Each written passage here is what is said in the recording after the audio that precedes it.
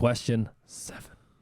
If you could pick one strength exercise to do for the rest of your life, what would it be? This question gets asked a lot. I'll just a bit of context here. One of our members saw it on another Instagram page, and then they had tagged me in it and said, I'd love to hear what your thoughts are. So I responded with mine, and then I posed the question to our team and put it on my Instagram to see what people thought. So I'm going to let you go first. You know what my answer is. I think you might have changed yours, though. Yeah, I know what your answer is. Yeah. But when we first did the conversation, I said RDL. Reason I said RDL is, well, I think that hinging is obviously very important in life. When you think of injuries, we're generally thinking of back injuries, right? 9 times out of 10 when someone's come to the gym, I've got a sore back. Why is it? Just because, well, they don't know how to hinge, maybe glutes, hamstrings. But then when I thought about it again and reflected, I kind of want to say split squat. Oh, what type of split squat? Probably like a quad bias split squat. It's like a knee over toe style split squat. Not like a full ATG, but like bias in that quad. Again, reason being, well, like we talked about in the front squats, like that kind of spurred that idea. It's like, well, we use our legs a lot, up and down stairs, going back downstairs. Like that quad is super important when you're working the split squat. Well, you're also working core. It's a good exercise. Yeah, there's lots of good exercises. It's hard. I think the things I'm weighing up when I ask that question. Number one, so what you talked about was a pattern, the movement pattern. How much carryover does that pattern have to real life? So you talked about the hinge, and then you talked about like the split squat having carryover to things like walking downstairs, walking, etc. Hinge, picking up things. The second question is like also like, what's the overall motor unit or muscle recruitment of that exercise? Sure. So I'd say an RDL would probably have a greater recruitment. More than a split squat. You've got obviously glutes, hamstrings, you've got lats, you've got grip, back. you've got the upper back. But obviously what you don't have, you've got no quads, ankles not dorsiflexed, no tibialis. You do have some pecs, and pecs are working in their short position. Yeah. Split squats.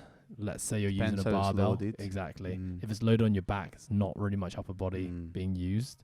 A lot of quad, glute lengthened, not much hamstring. Core's working. Core for sure. Okay, so my choice was a front squat. Yeah. The front squat is a really good choice, but I obviously can't choose the same one as you. Yeah, true. You know what I mean? Thank you for that. So I the reason I chose front squat is I do think generally in life we're more anteriorly biased creatures. Yeah. So when you think about anterior bias, like the upper body, like we do much more pushing than pulling. So the kind of the pecs, the anterior delts, the kind of rounded posture when we sit at laptops. If you sitting kind of on a desk. sit on a desk, like we generally do things more in front of our body than pulling. And then I would say generally speaking, that's actually a hard one. I'd say lower body's actually quite balanced. So the glutes, hamstrings, and quads are all big muscles that do a lot of work. But the reason I chose a front squat is also thinking about the function of knees traveling over toes. And I think that's a really important function that cripples a lot of people in later life, is that they lose that strength with knees over toes. And why is that important? Well, it's like, okay, just even walking, every time you walk, your knee is traveling over your toes, which a split squat would achieve as well. Walking downstairs, walking upstairs. I mean, just a basic squatting pattern is so important. Like you can do it with so many things. Your glutes are still being trained. Your hamstrings are being lengthened, your quads are working, you're cultivating range of motion in the ankles, like full dorsiflexion. Just hip health, just getting just down general, in that position. Yeah, right? Just general. There's so much working, adductors, abductors. I mean, there's a lot of bracing, of course.